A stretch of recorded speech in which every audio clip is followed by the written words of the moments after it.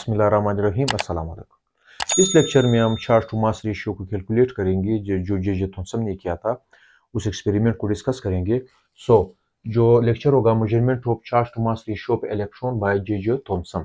तो J Thompson ने ये जो एक्सपेरिमेंट था ये 1897 में किया था और उन्होंने charge to mass ratio of electron को कैलकुलेट किया था। तो उन्होंने उसका ये जे थॉमसन का डिस्चार्ज ट्यूब है जो आपको नज़र आ रहा है, और इसी तरह फिर इसने यहाँ पर एक cathode, this is called cathode, ये कैथोड है, और इसी तरह एनोड इसी तरह इन्होंने फिट किया, दिस इज कॉल्ड एनोड, ये एनोड होगा।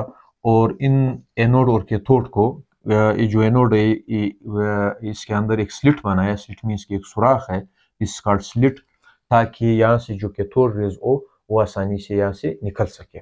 और यहाँ पर अगर देखा जाए इन्होंने यहाँ पर एक कोट किया हुआ है, यानी जो गिलास ट्यूब का हिस्सा है यहाँ पर कोटिंग की हुई है, ताकि जब भी कैथोड रेज यहाँ से टकराएंगी तो एक स्पॉट पैदा होगा, एक चमक पैदा होगी। दैट्स वाई रिजल्ट को क्लेरिफाई करने के लिए उन्होंने इस गिलास ट्यूब को फिर कोट भी किया ZNS या कोई और मटेरियल होगा जिससे यानी ये कैथोड रेज टकरा जाए तो उसमें चमक पैदा हो।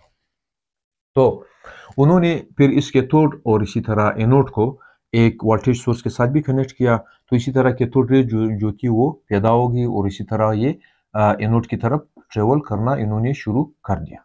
तो एनोड रेज कैथोड रेज जो थी वो इस स्लिट से गुजर गई और इसी तरह ये सीधी चली गई। यानी जो फर्स्ट एक्सपेरिमेंट था इन्होंने कोई मैग्नेटिक फील्ड या कोई इलेक्ट्रिक फील्ड अप्लाई नहीं किया। हमने जिस तरह पहले ही पढ़ा कि जब भी कैथोड रेज जो है वो सीधी लाइन में हरकत करती है, तो in the absence of electric and magnetic field ये सीधा हरकत करेंगी और इसी तरह ये जो फ्लोरेसेंस मटेरियल है इसके P2 के साथ टकरा जाएंगी, यानी ये जो एरिया होगा यहाँ पर ये टकरा जाएंगी। फिर उन्होंने क्या किया कि दूसरे एक्सपेरिमेंट में इन्होंने एक और एक्सपेरिमेंट किया, उन्होंने मैग्नेटिक फील्ड अप्लाई किया। मैग्नेटिक फील्ड के प्रेजेंस में जब कैथोड रेज यहाँ से गुजरी तो ये सीधे नहीं गई बल्कि ये डिफ्लेक्ट हो गई और इसी तरह P3 के साथ टकराई। यानी ये पॉइंट हमने खुद बनाए हुए है, तो ये डिफ्लेक्शन की वजह से ये यहाँ पर टकरा गई, ये जो फ्लोरेसेंस जो मटेरियल था उससे।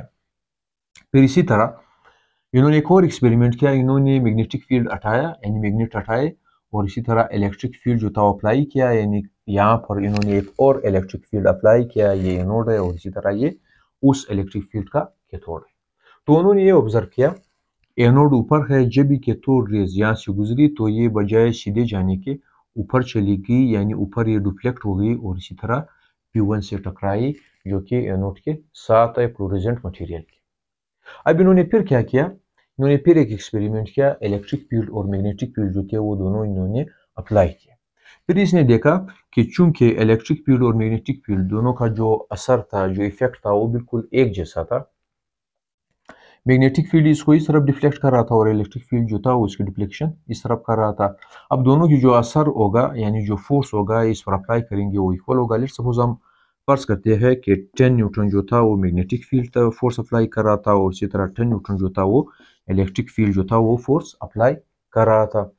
तो दोनों का चूंकि डायरेक्शन जो था वो मुख्तलिफ था यानी अपोजिट था, इलेक्ट्रिक फील्ड इसको इस तरफ डिफ्लेक्ट कर रहा था, मैग्नेटिक फील्ड इसको नीचे डिफ्लेक्ट कर रहा था, तो ये एक दूसरे के असर को क्या कर देंगे, खत्म कर देंगे और इसी तरह जो नेट रिजल्ट यानी जो नेट इफेक्ट होगा वो जीरो होगा। सो ये जो दोनों इफेक्ट थे ये खत्म हुए और वंस अगेन जो कैथोड रेज थे ये P2 के साथ टकराए। तो जे थॉमसन ने कंक्लूड ये किया कि चार्ज टू मास रेशियो जो होगा वो जो इलेक्ट्रॉन पर होगा दिस इज 1.75, यानी इलेक्ट्रॉन्स का जो चार्ज टू मास रेशियो होगा that is 1.75 multiply by 10⁻11 coulomb per KG. It means कि अगर इलेक्ट्रॉन का 1 kg लिया जाए तो इस पर जो चार्ज होगा वो 1.75 मल्टीप्लाई बाय 10⁻11 कूलम होगा। फिर इसके बाद हम चार्ज ऑफ इलेक्ट्रॉन को इंशाल्लाह अपने नेक्स्ट लेक्चर में मिलिकन ऑयल ड्रॉप फार्मूला में डिस्कस करेंगे। अल्लाह हाफिज़।